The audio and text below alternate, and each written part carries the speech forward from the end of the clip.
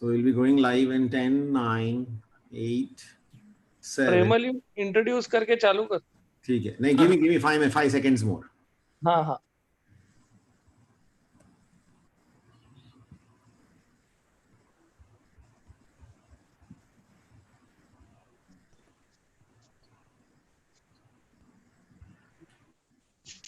Yeah, we are live.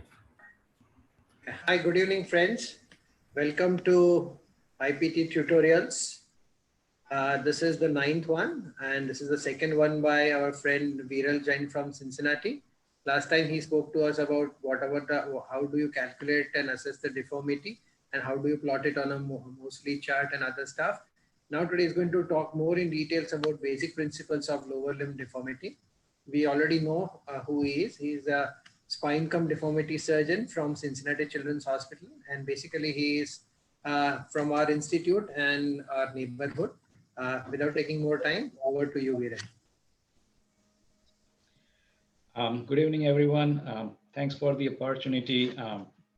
So previously we talked about lower extremity leg length difference. This lecture is primarily for deformity analysis and correction. My target is to educate the senior residents so that they can use this knowledge for their practice. Before we start, I would like to acknowledge the pioneers of lower extremity deformity principles, corrections, whatever you want to call. That's Dror Paley and John Harzenberg. And for the educators on the course, I would strongly recommend attending the Baltimore Limb Deformity course. That's what I did a couple of times. That helps a lot in terms of clearing your own concepts and also gives you idea of how to teach your juniors and your residents. Okay. So why is deformity planning important? It's not only in the pediatrics, but it is important for total joints, sports, even for spine, because secondarily lower extremity deformity do affect spine. Trauma, of course, foot and ankle, and this is all started with Pete's deformity. It's important to get orthogonal views of the lower extremities, which means both AP and lateral views. And just like we talked about in the last lecture, the entire lower extremity should be visualized. One thing that we want to make sure when we are dealing with a combination of leg length discrepancy and lower extremity deformity, you have to block it out so that the pelvis is completely square.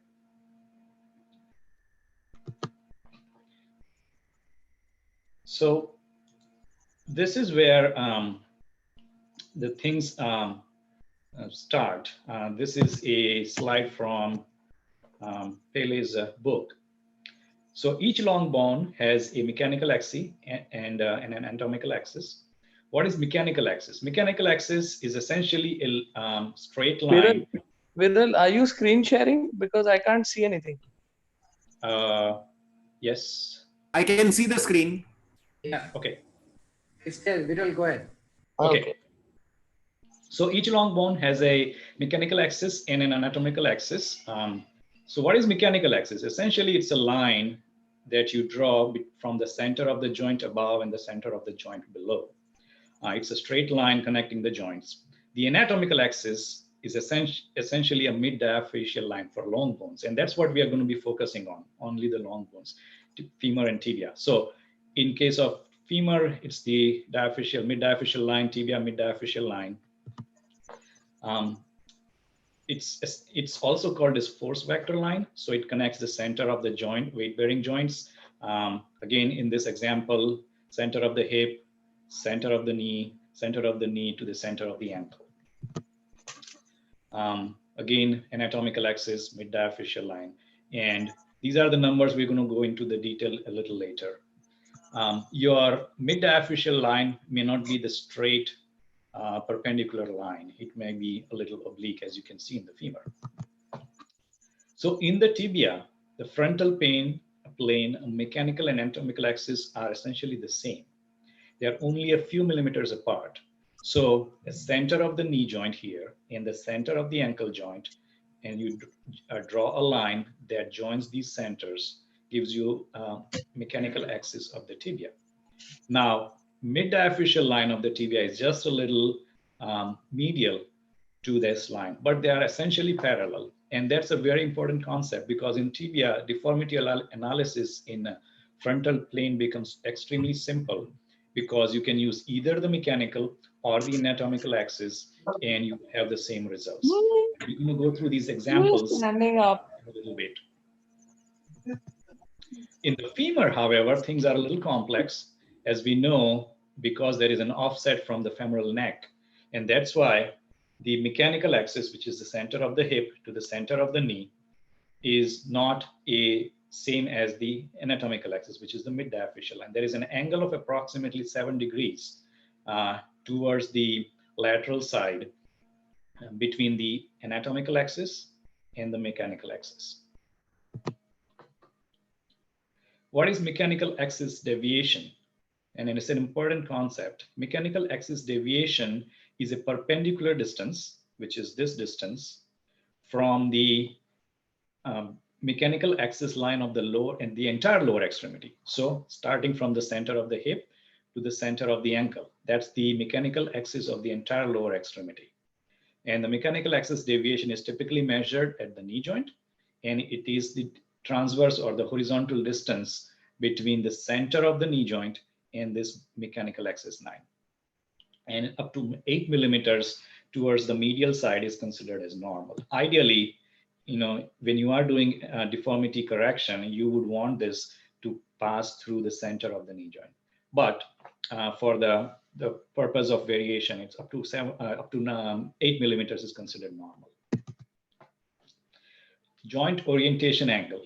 The angle formed between the joint line and either the mechanical or anatomical axis is called as a joint orientation angle. So you draw a straight line, let's say it's a mechanical axis, and then you draw a perpendicular, the condylar line, and the angle that forms between those two is called as joint orientation angle. The nomenclature for this is standard and it's universally accepted, and that was secondary to pioneer work by Dror Paley. So the way you want to describe a deformity, there are standard nomenclatures you use. Small m indicates mechanical, small a indicates anatomical, big M is medial, L is lateral, P is proximal, D is distal, femur is F, tibia is T, but anterior, posterior, same concept. The small numbers, small letters are used to describe whether it's mechanical or anatomical. And then we'll see in the example, there are fixed rules of measuring these angles. So you don't have to even mention about whether it's mechanical or anatomical. What is the joint line convergence angle, or JLCA? It is an angle formed between the joint orientation lines on the opposite side of the same joint. So malalignment is the loss of collinearity of the hip, knee, and ankle in the frontal plane. If the mechanical axis deviation exceeds the normal range, by definition, it is malalignment. And then there are 4 sources of malalignment or mechanical axis deviation, either in frontal plane femoral deformity, frontal plane tibial deformity. There could be laxity in the knee joint itself, or it could be femoral or tibial condylar deficiency. So let's spend some time looking at this, this image. Center of the hip joint, center of the knee joint, center of the knee joint to the center of the ankle joint. This dotted line represents the mechanical axis of the femur. As we said, anatomical and the mechanical axis of the tibia are the same. This is essentially a mechanical axis presentation. on the right side and anatomical axis presentation on the left side. So this angle formed here is called as lateral distal femoral angle, or that's the joint orientation angle for the distal femur. The angle formed here is the joint orientation angle for the proximal tibia. And these two straight lines that you see are the joint line conversion angles, or JCLA. So look at this. We will primarily spend a lot more time in looking at the knee and get our concepts clear, and then you can apply the same concept in the proximal femur as well. By definition, we always measure this angle at the distal femur. You don't measure this angle. It's a reciprocal, so it's 180, so you can easily figure out what this angle is. But for the purpose of documentation, we restrict ourselves to the lateral angle that is formed between the mechanical axis of the femur and the joint orientation line. So that is lateral distal femoral angle. Lateral distal femoral angle. And it's a mechanical axis, so it's mechanical, small m. But for the purpose of description, if you don't find these letters, small letters assigned to that, you have to assume that that's mechanical because it's been measured on the lateral side of the distal femur. So lateral distal femoral angle. Conversely, in tibia, it's always measured on the medial side. So it's medial proximal tibial angle. So medial proximal tibial angle, you don't even have to think whether it's mechanical or anatomical, it's always mechanical.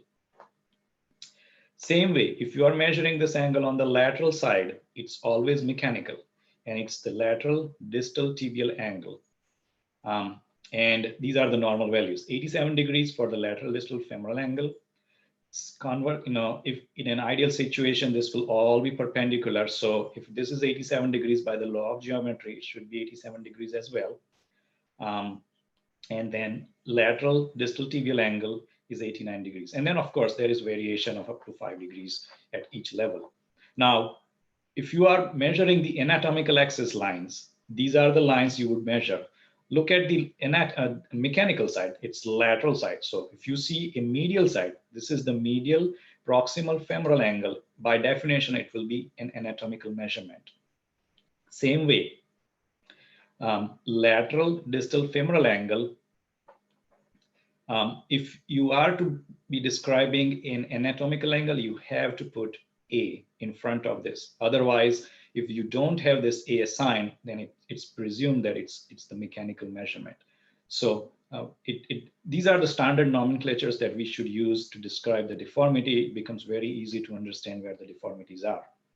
On the tibial side, same way, you have to measure and associate small a in front of medial proximal tibial angle. So that's 87 degrees. Lateral distal femoral angle is 81 degrees. Mechanical lateral distal femoral angle is 87 degrees. As we talked about previously, there is a deviation between the anatomical and the mechanical axis in the femur. So that's why these angles are different if you are talking about anatomical versus mechanical. But in tibia, as I said, things become more similar, simple. They have both. You can interchangeably use the terms. So if the mechanical axis is medially, it's varus, and laterally, it's lateral deviation. But if you just focus on the overall lower extremity axis, you may not know where the deformity is coming from, whether it's the femur, whether it's the tibia, or whether the joint itself is lax. So what do? Look at this example. To me, this looks okay, but we have to measure and analyze the deformity. So the first step in the analysis is this. So that is called as a malalignment test. It is the test to find out mechanical axis deviation and the source of this deviation. So step 0 is always measure the mechanical axis of the lower extremities and find out where is the mechanical, whether there is a deviation of the axis. As I said, it's about 8 millimeters normal towards the varus side or towards the medial side, but there is a range. And then step number 1, you measure the lateral distal femoral angle, and there is no M or A associated with it. So we're going to presume that this is mechanical measurement. Measure MPTA, and this is going to be a mechanical measurement as well. And then in the last step, you measure the joint line conversion angle to find out if the joint itself is lax, whether there is LCL laxity or MCL laxity. So going back to our example, we find the center of the hip joint. We find the center of the knee joint. Draw a straight, center of the ankle joint. Now you draw a straight line from the center of the hip to the center of the ankle. That gives you the mechanical axis of the right lower extremity. And this measurement here, the deviation from this center here, center point here, is your mechanical axis deviation. To me, this looks like fairly within the normal range. Okay, how do you measure the lateral distal femoral angle? Again, you have to find the center of the hip joint, center of the knee joint. Now, you want to find the alignment or the orientation or the joint orientation angle for the distal femur. You select a point at the very distal end of the femoral condyle on the lateral side and the medial side, and then you draw a line. And this is your joint orientation line for the distal femur. So this is your mechanical axis line. This is your joint orientation line for the distal femur. And we were going to measure LDFA or lateral distal femoral angle, which is this angle. And this angle is normal is 87 degrees. All right. How do we measure the tibial angles? Again, center of the knee joint, center of the ankle joint. You draw a line. In case of tibia, this will be mechanical axis or anatomical axis. Both are the same. You draw a dot at the very lowest point of the tibial plafond on the medial side and the lateral side. Draw a line. This is your joint orientation line for the proximal tibia. And this is the angle that you're going to measure, which is MPT, and it's 87 degrees. Same way in the ankle, find the lowest portion of the ankle distal tibial plafond. And the medial side, draw a line. This angle is called as lateral distal femoral angle, and that's 89 degrees. So how do we do the joint line conversion angle? Well, essentially, you draw a joint orientation line for the distal femur, draw a joint orientation line for the proximal tibia, and you measure the angle between these two lines. And essentially, these are parallel in our case, so that's 0 degrees. Normal is up to 3 degrees. Okay, so let's look at a real example. Now you look like it's obvious that the deformity is valgus as compared to the normal side. Okay, and there is a violation of the principle that I previously told you, that this patient has leg length discrepancy and we haven't blocked him out. But for the purpose of description and discussion, let's look at the other things. Whether the joint, the deformity, whether it's coming from the knee joint, and look at the ankle. It's in a valgus as well, if you think about this angle. So what is true, whether the ankle is contributing to the deformity or the knee, or both are contributing to the deformity? So let's do our deformity analysis. You draw a lower extremity line, the mechanical axis of the lower extremity, center of the knee to the center of the ankle. And this is your mechanical axis of the lower extremity. This is your mechanical axis deviation. It's on the lateral side. Of course, it's abnormal. So let's measure the medial proximal tibial angle, center of the knee, center of the ankle. This is the mechanical axis of the tibia, lowest point of the tibial plateau on both sides. And this horizontal line is the joint orientation line. And the angle formed between these two lines is 88 degrees. That's normal. Same way, distally, you draw a line along the joint orientation of the ankle and the distal tibia. That angle is about 91 degrees. That's normal as well. So in our case, the ankle is normal, even though it looks like it's in valgus, it's normal. So let's measure the femur, center of the hip, center of the knee. This is your mechanical axis of the femur. Draw the distal femoral joint orientation angle, most distal point of the lateral condyle, medial condyle, and it's about 83 degrees. So normal is about 87 degrees, it's deviated. So obviously the deformity is coming from the distal femur. Another example, mechanical axis deviation in this case as compared to the opposite side. As you can see, the mechanical axis line passes to the center of the knee. Here it's in varus because it's more than 8 millimeters. And it's easy to see where the deformity is coming from. But we do want to do a deformity analysis because you may be able to see a hidden deformity in distal femur or in the proximal tibia. Okay, so lateral proximal femoral angle is 90 degrees, that's normal. Lateral distal femoral angle is 89 degrees, that's normal. The medial proximal tibial angle is 76 degrees, that's abnormal. And lateral distal femoral angle, lateral distal tibial angle is 93 degrees, that's abnormal as well. So you can see, even though the deformity is in the shaft, your proximal values and the distal values are abnormal. So that you have found this the problem, and when you correct this deformity, you want to make sure that these angles become normal as well. So same way in the sagittal plane, it's not a static measurement, it changes as we ambulate. The line from the center of the rotation of the hip joint to the center of the rotation of the ankle joint in a lateral view, that's the mechanical axis of the lower extremity in the sagittal plane.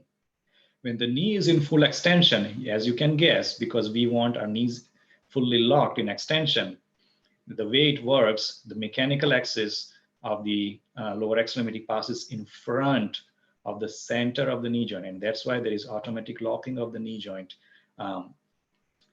in full extension. The axis becomes collinear at the center of the knee joint when we have 5 to 10 degrees of knee flexion. Anything beyond that, so if the mechanical axis line passes behind the center of the knee joint, you will not be able to lock your knee joint when you are standing, and that causes increased energy expenditure on the quadriceps mechanism. So knee mile alignments in sagittal planes are better tolerated than the frontal plane because there are 3 mobile joints and they can compensate. Flexion mile alignment is present when the mechanical axis of the lower limb does not pass anterior to the center of the rotation, with knee being in full extension. The extension malalignment present when the knee can be hyperextended passively more than 5 degrees. So joint orientation of the distal femur and proximal tibia similarly can be measured in the lateral view as well. In a child who is growing, it's extremely simple because you can essentially measure the intersection of their physis, distal femoral physis, anteriorly and posteriorly, and those points are valid for the measurement of the joint orientation lines. In an adult patient where there is no physis, you should look at the junction, imaginary junction between the condyle anteriorly and the condyle posteriorly. So posterior distal femoral angle, P is posterior, is less than 79, there is overall procurvatum. And if it is more than 87 degrees, there is overall recurvatum. Posterior proximal tibial angle, which is this angle. If it is less than 77 degrees, it's overall procurvatum. And posterior proximal tibial angle of more than 85 degrees, it will cause you recurvatum. Same way, ankle joint in lateral view, distal tibial angle in the lateral, anterior distal tibial angle. So in the lateral view, if it is less than 78 degrees and greater than 85 degrees, there is malorientation in the ankle joint line. All right, so those are the basic principles of analyzing where the deformity is. The next principle that we would examine is the concept of CORA. CORA it's a short form for center of rotation of angulation. It is the intersection of the proximal and the distal axis line in a deformed bone. In case of diaphyseal deformity, it's the intersection of the anatomical axis, and that gives you CORA. So in our previous example where we saw there was a deformity in tibia, you can just use anatomical axis because it was a mid-shaft deformity. In cases of metaphyseal deformity, however, it becomes a little tricky, and you have to use the normal joint reference points, normal reference values and joint orientation angles. In cases of multiple deformity, there can be more than one CORA, and we're going to go through this exercise of finding where the CORA is. ACA, it's essentially an imaginary axis through which the rotation of the distal fragment takes place when you correct the deformity. So in this example, the center of the intersection here is CORA, and this axis line is called as ACA. And you essentially, when you are correcting the deformity, what you're trying to do is to correct and rotate the distal fragment along this axis. So CORA is a point, ACA is an axis. So in the deformity planning, you want to find the CORA. The CORA may be uniapical or it could be multiapical. So uniapical deformity, where the CORA corresponds to the deformity. The multiapical deformity, CORA does not correspond to the level of the deformity. So how do you find CORA? So let's look at the tibia, which is relatively simple and clear our concepts. There are 3 different strategies by which you can find the CORA. The first one is the easiest one, which is mid-diaphyseal line strategy. So essentially, you draw a mid-diaphyseal line of the proximal fragment, mid-diaphyseal line of the distal fragment, and wherever they intersect, this point A is your CORA. It works very well for mid-shaft deformities. It works very well for tibia because mechanical and anatomical axes are the same. So in a case where you don't know, if you think that there are more than one deformity, there are other ways to find out the CORA. So this is the easiest one and most commonly used method. Even though you have been using this for a long time, you may not have known about the concept of CORA, but that is the most common way to measure the CORA.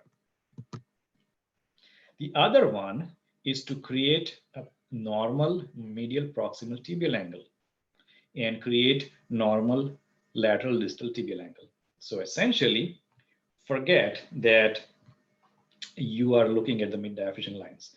What you want to do, that medial proximal tibial angle is up to 87 to 90 degrees.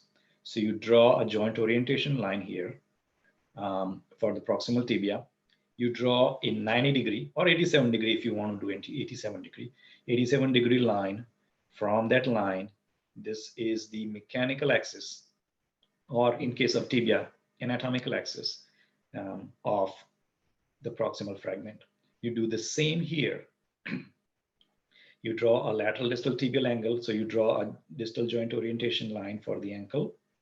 You draw a perpendicular up from that line and make sure that it's 90 degrees. And wherever these 2 lines, so this blue line is the mechanical or anatomical axis of the distal fragment. The red line is the mechanical or anatomical axis of the proximal fragment. And wherever these 2 intersect is your CORA. It makes no sense if you are making these things complicated. But trust me, there are occasions where you would want to use this strategy. And for femur, if you apply the same principles, the mid-diaphyseal line strategy sometimes does not work, especially if the deformity is too distal. So you have to use this normal MPTA strategy.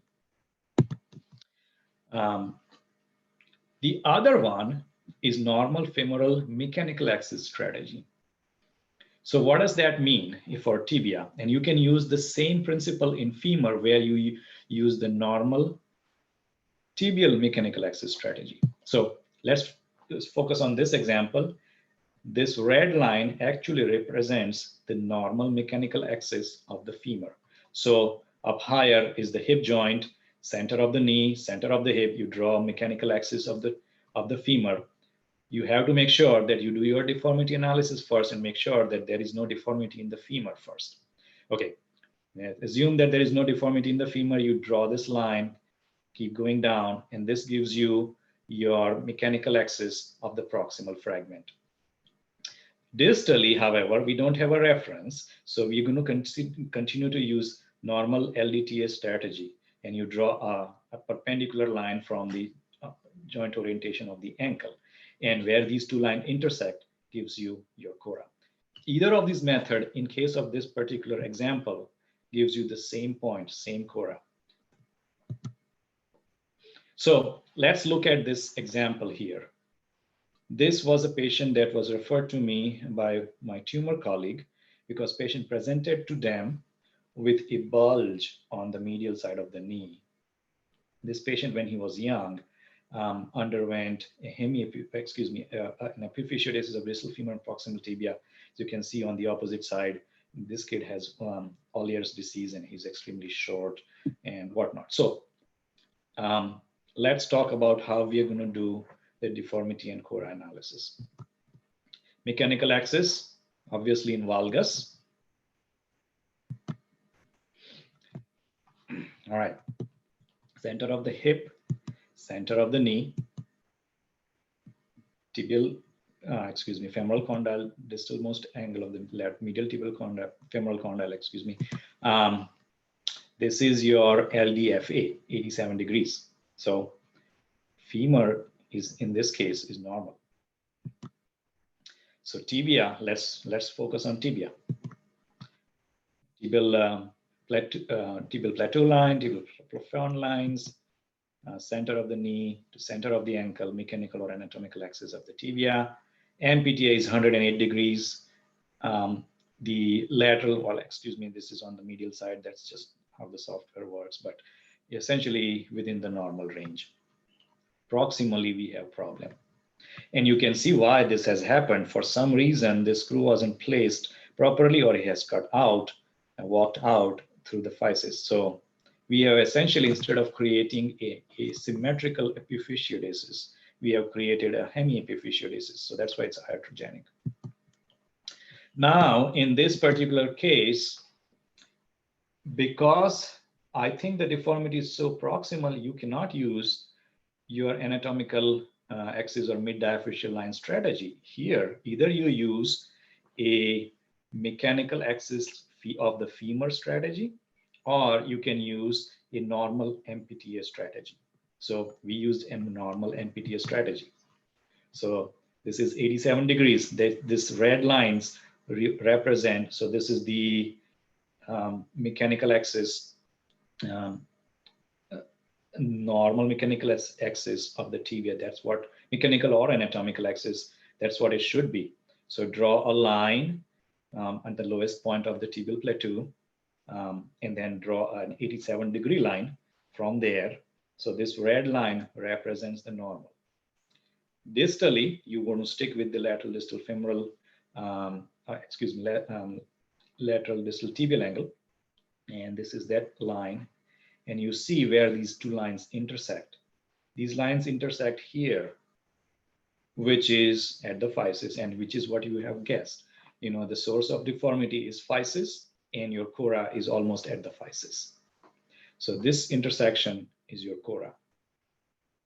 And now you can imagine when you are going to do osteotomy, as we shall see very shortly, it's going to be a problem.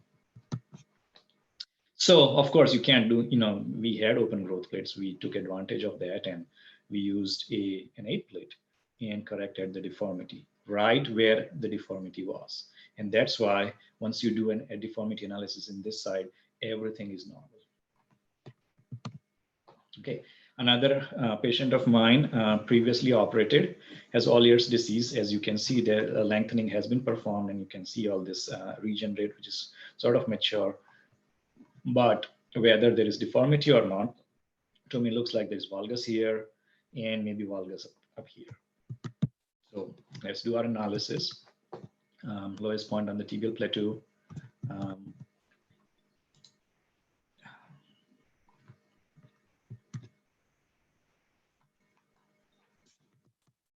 Okay, lowest point on the tibial plateau, and then the ankle joint, and then we did a joint orientation line for the proximal tibia, joint orientation line for the ankle, draw a mechanical axis line from the centers of those two joints. You see the numbers. Proximally, there is 101 degree, which is abnormal. Distally, it's 98 degrees, which essentially should be, as you can see, that there is bilaterally, that there are two deformities here. So we went ahead with a normal MPTA strategy and normal lateral distal tibial angle strategy. So normal lateral distal tibial strategy, we use this same joint orientation line, used a plumb line, which is a 90-degree line from the distal part. So as you can see, this angle here is 90 degrees. Proximally, use the same joint orientation line, and then did an 87-degree line. This line represents the 87-degree line. And you see these lines intersect outside. So that's what we were talking about, multi-apical deformity, when the cora is actually not inside the bone, it's outside. And how are you going to resolve this? Well, as we talked about, the cora, there can be more than one cora. So in this particular example, as you can see, if you draw a line which is a mechanical or anatomical axis of the segment in between these two, all right, look at this. So this is the segment we are talking about. This is the segment, so intervening segment. You draw a mechanical axis. Now, fortunately, in this particular case, it's diaphyseal deformity. So you can use either mechanical or anatomical. But essentially, a mid-diaphyseal line here, you draw that mid-diaphyseal line, and you get a cora here and a cora here. So in ideal situation, when you want to correct this deformity, you would want to do an osteotomy up here and an osteotomy down here. And that's how you make the bone completely normal. Now in practice, that doesn't always have to happen, but in principle, geometrically correct principle, this is what you would want to do. Okay, so transverse bisector line. What is transverse bisector line? It equally divides the cora, and all the points on the cora, on the transverse bisector line are coras. So in our example, if the cora is outside, you divide the line, you draw a line which is right here, it will be a transverse bisector line. And now, with that concept in mind, you can extrapolate that information that maybe you don't need to do two osteotomies. You can just find your cora along the transverse bisector line, which will be somewhere here, and then you can do your osteotomy and you can correct the deformity. Okay. So correction of angular deformity by osteotomy, you would want to rotate your distal fragment along the ACA, which is the axis which is collinear with the cora. Ideally, ACA and cora should be the same. So look at this example. This is the transverse bisector line, and this axis, if you imagine 3-dimension, is the ACA. You correct the deformity and you make the bone straight. Everything looks normal. Great. This is the ideal scenario when you would want to correct a deformity in the lower extremity. So draw popularize the rules of the osteotomy. So rule number 1, or scenario number 1, if the osteotomy and the ACA passes through the cora, it will give you pure angular correction without translation. So look at this deformity, all right? And you do an osteotomy through the ACA or through the cora and rotate the osteotomy, and it'll give you a perfectly straight line. This is osteotomy rule number 1. Now, if your if your cora, if you want to make your cora, this is your transverse bisector line. Okay, so if you want to create a cora here, which should satisfy the rule, osteotomy rule number 1. If you create a cora and the aka on the medial side, let's say this is medial side, then you shorten the bone. So when you are correcting, if the bone is longer, you would want to rotate your fragment and make this point as your aka, and then essentially you do a closing wedge osteotomy. On the other side, if you put it on the convex side, this is the transverse bisector line, and put your aka on the convex side, you open up the osteotomy. It's an opening wedge, and then you can put it in the center. It's a neutral wedge osteotomy. And these are in a geometrical sense, these are very important. I know it makes sense that these are the principles that we always follow, but this is the geometrical basis for these principles. Osteotomy rule number 2. If aka passes through the cora, but the osteotomy is done at a different level, you will end up with an angulation and translation, and you have to do this. You have to correct you have to have that angulation and translation. Otherwise, you will end up causing malorientation in the joint above and below. So look at this.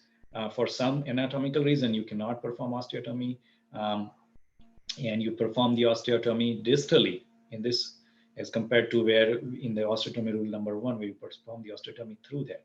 You perform the osteotomy distally, but you are still able to rotate the fragment through using this as the axis, this as the cora. Then you end up with a perfectly straight bone, but your osteotomy is a little translated, and there is some angulation. And so this is not the ideal way of doing it. You have to do bone graft or fixation. But if you are not able to use the osteotomy rule number 1, you try to use the osteotomy rule number 2. So essentially, you are still using the cora. Okay. The osteotomy rule number 3, for a various reason, you are not able to do the cora and aka on the same plane.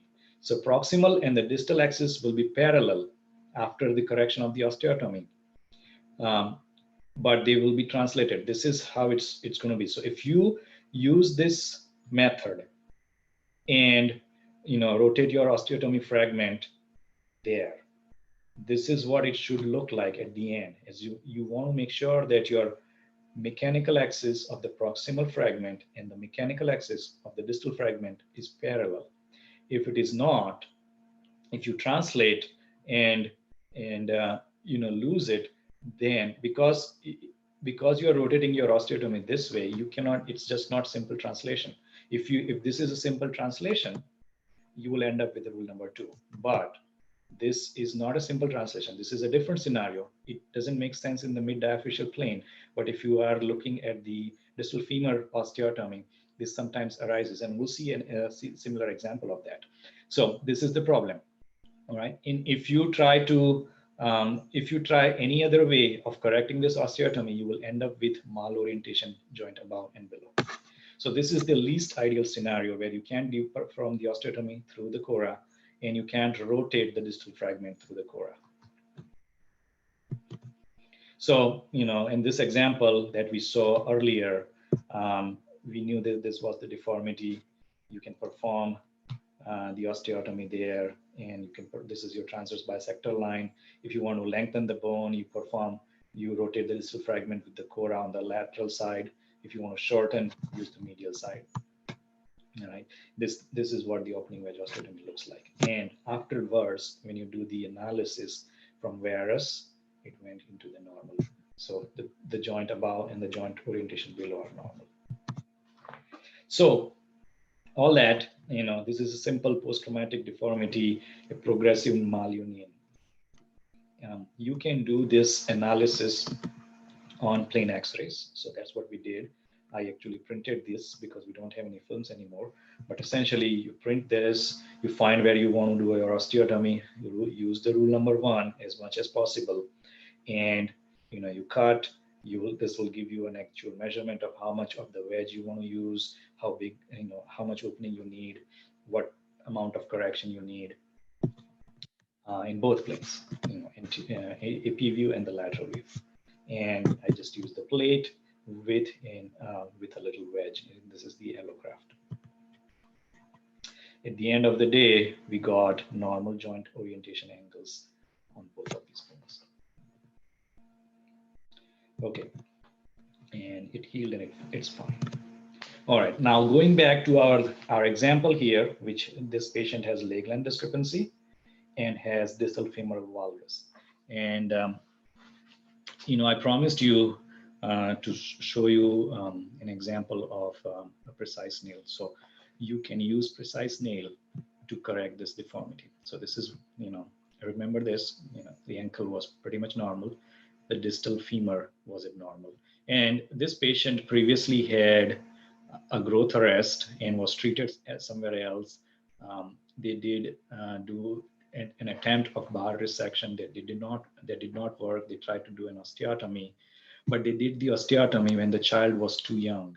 And that's why despite using this plate to correct the valgus, he ended up having both lower extremity deformity as well as leg length discrepancy. But anyway, this is where we are. This is where the kid came to me.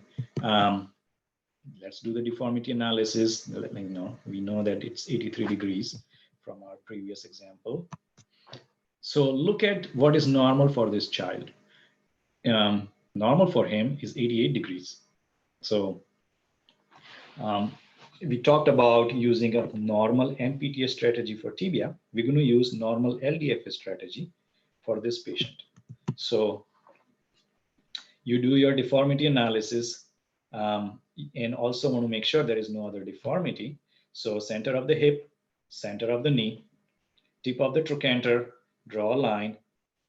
This is your lateral proximal femoral angle. It should be approximately 90 degrees, and it is 90 degrees. So there is no proximal deformity, which means that you can use this line, which means you can use this mechanical axis line of the femur to find your cora, because there is no proximal deformity. So distally, what I did was that I drew, because this kid had an opposite side of 88 degrees, you could use 87 degrees, 88 degrees, either the normal values, and if you have the X-ray available for the opposite side, then you use that measurement. And we essentially did an 88 degree plumb line, or not plumb line, but 88 degree line, and you see proximal mechanical axis of the proximal fragment, mechanical axis of the distal fragment, and where they intersect, right where they should be. We know this is where the physis was, and this patient had a physial bar after an injury, and it's still at the same level. This is the cora. So remember that, remember this line. This is too distal. If you want to perform a lengthening osteotomy, I think it is too distal for us to do an osteotomy there and correct there. So unfortunately, I could not use a osteotomy rule number 1. So my next best option is to use an osteotomy rule number 2. So let's see what happened. And pay attention to that area. So this is intra-op. This is the guide wire that we use. So we use a retrograde precise nailing. This is the guide wire. This is overlapped on the skin. So this is before we actually made the incision. It's overlapped. But we know this is where we would probably want to do our osteotomy, because there are set rules for where you can do osteotomies for precise nail based on the position of the magnet, and this was the level that was corresponding. So this is the guide wire. This is where it's going to come out for the distal fragment. So a joint orientation line here, 87 degree line.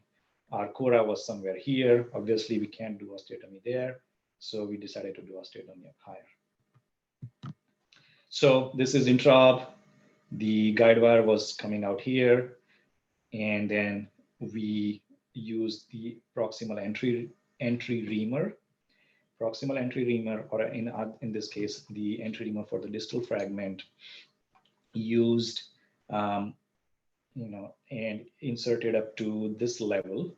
Now, obviously, the pin was bending because my guide pin, as we saw in the previous example, it's straight here. if you were to ream on this, it will start to bend. You do not want to. I did not want to penetrate the cortex medially in this area. It's close to the Hunter's canal. So in order to prevent a malalignment of my distal fragment, I did two things. One, I used the external fixator to stabilize the proximal and the distal fragments together. And I also use a polar or the blocking screw so that once the fixator is out and the rod is in the bone and we are starting to distract, that we don't lose our orientation here. Okay, so this is the entry reamer. Now we did the reaming up to there, and then what you do now, I use this reamer. It's solid and it's large, so I rotated the osteotomy, trying to use osteotomy rule number 2 where the cora was here. But we ended up having, as we previously saw in osteotomy rule number 2, you have to have angulation corrected, but you will end up with translation. So once you are through, you insert a beaded guide wire through the entry reamer. I use this external fixator. This is the distal pin, that there is a proximal pin up higher, and maintain the alignment while we were reaming the proximal fragment, and the blocking screw also. All right. This is the precise nail. This is the proximal end of it, and it's a retrograde precise nail. As you see, it's going in the same way. The deformity is corrected. There is translation and there is angulation. This is after we locked. So this is once we were all done. You first, before you remove your external fixator, you would want to lock. These are the locking bolts. These are not screws, these are bolts. So they only have unicortical purchase, but they are very good at resisting toggle. And so again, this is the blocking screw. This is where you will see the magnet. This is where the lengthening mechanism is. And then once you are done with the distal lock, you perform the proximal lock, lock the rod, and then you test whether the mechanism is working or not. As you can see these gears, and you should see some opening up here. You put a remote control on top of the leg, and you do this for about 7 minutes. 7 minutes of rotation gives you 1 millimeter of distraction, and that's what we see here. So this is immediate post-op, and this is 93 degrees on. Because my software measures, I try to measure it for the lateral side. It always measures the medial side, but it's essentially 87 degrees lateral distal femoral angle. It's actually measuring the medial side, but lateral side is 87 degrees. So I'm very happy with what I see here. You can see, it doesn't look pretty because there is translation, but as you can see, this is approximately an inch of lengthening. And if you want to be critical, you can see what's happening here. I'm overall pretty happy with the alignment. You see what's happening here. This knee is not extended. This knee is not extended. So you see what happens. It doesn't matter whether you use precise nail or not. You can still get joint contractures. So this patient was not performing his physical therapy very well. And anyway, whatever the reason was, he has this knee flexion deformity or contracture rather. His regen rate again is not that great. So this was the last X-ray I had. We slowed down we stopped the distraction for a little bit. He went ahead, did the physical therapy, got ahead. He has now full knee extension. And there is nice regen rate forming there. So we are slowly starting him back on distraction routine. So we're doing distraction every other day. That's it.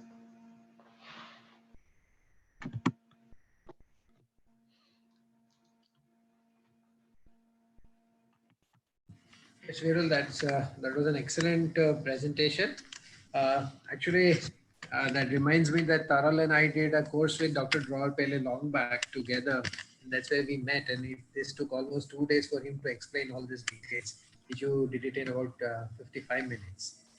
Yeah, I typically use a classroom format. So I have the practice X-rays for the residents. They are drawn out on the piece of paper, and that's, I think, the best way. I mean, you can do it in packs. It's just not that good. So you print out the X-rays. You use a pen and pencil, an eraser, and your angle measurement tools. So we have one question that how do you take a lateral standing X-ray? We find it very difficult. It's quite a practical question. Yes, and there wasn't an issue. So we made a standard, and this was before we now do this on EOS machine, so that's not an issue at all.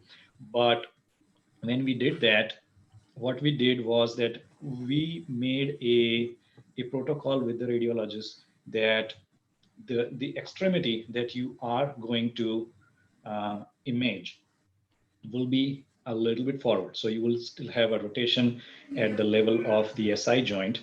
And so the measured lower extremity will be a little bit anterior. So, as if you are walking, if you imagine, this is your... Like you're in a stride. Right.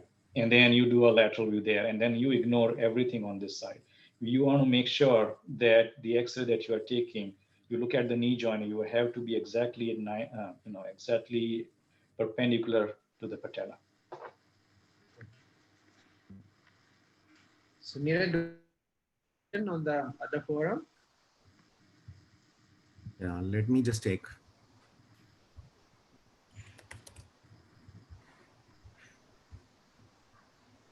So Viral, till we get that, do you use any specialized software to calculate your things, or you? I mean, Taral has a very nice video on how he does it on PowerPoint. He uses PowerPoint to translate and mimic the surgery pre-operatively. So do you use some special? I think there are a few software available. Yes. I still like to do it on...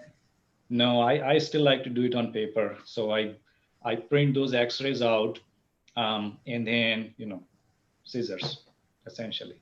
So I think Sandeep, at his center, they have done a workshop with Dr. Harzenberg, and they have, I think, circulated some software for the same. So Sandeep, Yes. have you started using that software now? I think Bone Ninja or something. So you'll have to unmute yourself first, Sandeep. Sandeep, unmute yourself first.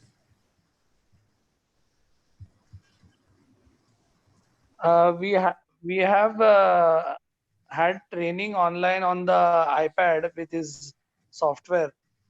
The problem I feel is that we don't get standardized full length X-rays, without which the drawing of the lines becomes really tough.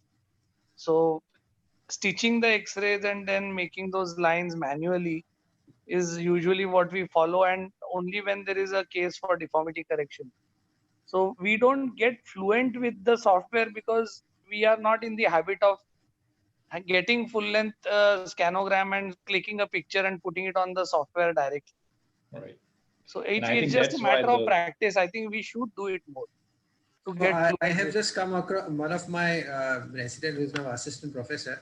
He has started using this, I think, Bone Ninja on iPad, and that really, allows a lot of other X-rays to be taken there, and there are a few implants also. So you can mimic a surgery and use a particular implant, superimpose that, and then you can plan where you can put screws, how much translation would it require. So young people who have joined this and who are very tech savvy, I think they, all this information, what joint line angle and everything is inbuilt in those apps, so that can make their lives easy. I think we have just gone through that transition app. of... It's very good, Bone Ninja. I think Viral must be using it. No? So that's what he said. I know my that that software sort of has to get integrated with my X-rays system, and there is, I don't know, it is a battle that I have to do with the radiology. I would rather do it on paper. That's how I was trained. So yeah, that's what happens. It's difficult to adapt to a new thing. right. Yeah. And Viral, another question. So do you ever use anatomical axis? Because I tend to use quite a lot. Yes, it becomes, except for the distal femur, where you can still use the mechanical axis. For proximal femoral deformities, you should, it's easier to use anatomical axis. but the thing is that you have to stick with a method which works for you. Otherwise, that 7 degree is not a lot, but it can confuse you. And so I stick with the mechanical axis for the distal part, and then proximally, of course, in mid diaphysis you don't need that, but Yeah. proximally I use the anatomical. Okay. Neeraj, do we have any online question? No, we don't have any questions. Somehow 350 people are watching, but there are no questions. I think he has concised a 2-day course in a 55-minute lecture, so it takes a while to sink into minds and generate a question. Right. I usually do it. Yeah, you're right. Exactly right. I do it in 2 days. The first day is essentially to get used to the numbers and the nomenclature. The second day you practice. But as you know, as I mentioned earlier, if anybody has a chance to attend the deformity course, I think it's an Pele also does some course as well at his place, and he's going to talk with he's going to give a talk next week. So you can ask him whether what training courses he's doing. But these are worthwhile courses. These are, it's a week-long course, 5 to 7 days long course. I benefited a lot. Of course, it's it's different when you are overseas, but somebody who is doing these courses similarly in India, I think I would strongly recommend that we should do that. So I really appreciate the case which you showed, because we have started moving. So we started getting a lot of adolescents who are close to closure of their epiphysis, and they have uncorrected genu-varum and valgum. So when they were passing the nail, the polar screw is very, very useful, especially in that metaphyseal area. If you want to get that nail rightly seated, the use of polar screw is very, very important. Otherwise, you will not be able to direct your nail at a particular place. You showed that example was a very nice one. Correct. And the trouble is that when you use the external fixator, you don't have to use it. But if you use the external fixator temporarily to correct the deformity, you put the rod in, you take the fixator out, looks great, and once you start distracting, the distal fragment is going to go in where it was before. So that's the key thing.